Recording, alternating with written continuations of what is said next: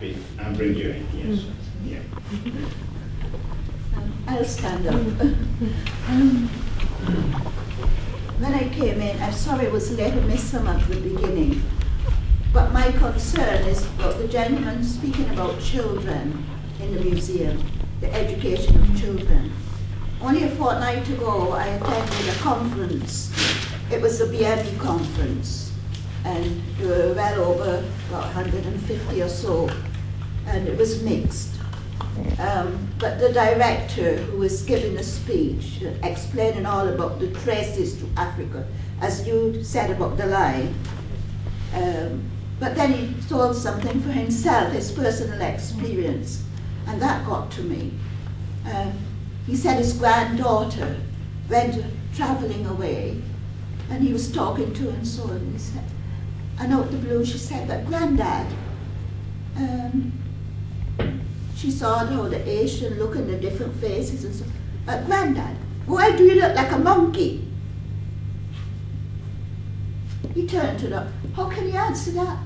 When a child, because it might be of things that she was learning and seeing, think a Granddad looks like a monkey. It got to us.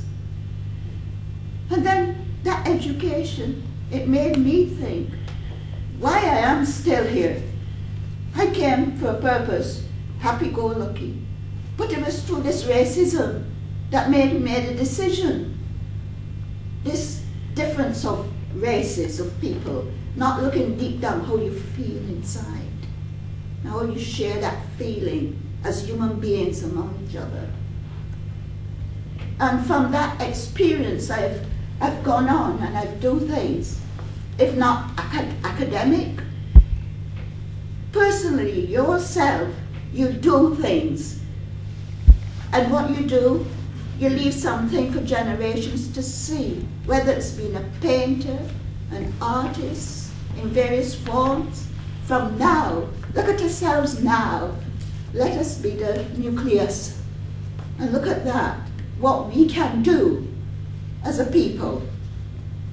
Just a week ago, I thought I'll do something.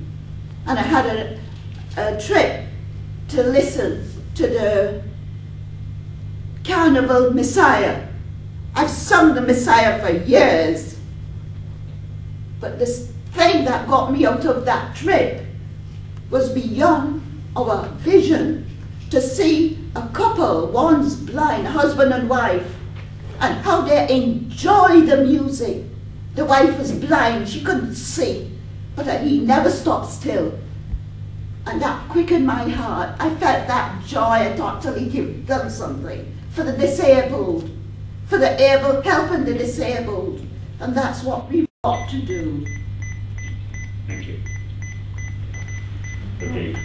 The last question. From what's been said, anybody who works like this from an ethnic community has to be very brave. And I was listening to what Franklin said. I also worked on a timeline, isn't it hard? But you went away and you came back. In my experience, I've been working in Liverpool museums. I've worked with a very small number of people from ethnic communities. Often 3 of them left. And I think we can't pretend that it's easy for anybody from these communities who very often, as you say, are making up a quota, are asked to front things across an area that is quite beyond their remit. And I would say they are possibly exploited in this way. And I wonder if museums are going to look at, if they're racist, are going to look at the personnel and say, well, why aren't more people from these communities coming and working here? And let's ask them, when they do, what are their difficulties? Because I think there really are. Thank you. Well, can I say something? Very quickly, because we really Very quickly. With the museums and what the museums are putting out, and the museums are talking about that they're sorting things out now, okay? Just trying to sort things out now. I've got letters here from 1996 where they were talking about changing things, and that was with Tristram Westermann, is that right? Yeah. And nothing's changed. Now it's the 200th year of enslavement to be seen to be doing something. Okay? If I'm wrong, fine. Well, I'm going to say it. To be seen to be doing something because next year's empire. Okay, sorry. That's it, just what I'm going to say. How are we doing? The second time. There's two hands up. Are you? And that's it then? Yeah, we can take two. Okay. So Yeah. you first and then yourself later. A little word of hope on the way things are done. There's a new gallery being developed which I hope will draw the line under the way things were done and the way things are being done. There's a Manchester gallery being developed and the way that's being done is very, very, very consultative. And it's involving lots of people, young and old, from all sorts of different backgrounds. It's going to be very different. And from then on, I hope everything is going to be like that. My other question is the future of museums. I see lots of museum studies courses. I wonder how much community work those students do as part of the course. How much time do they spend in refugee centres, in inner city youth clubs, talking to the potential customers that they're going to be serving.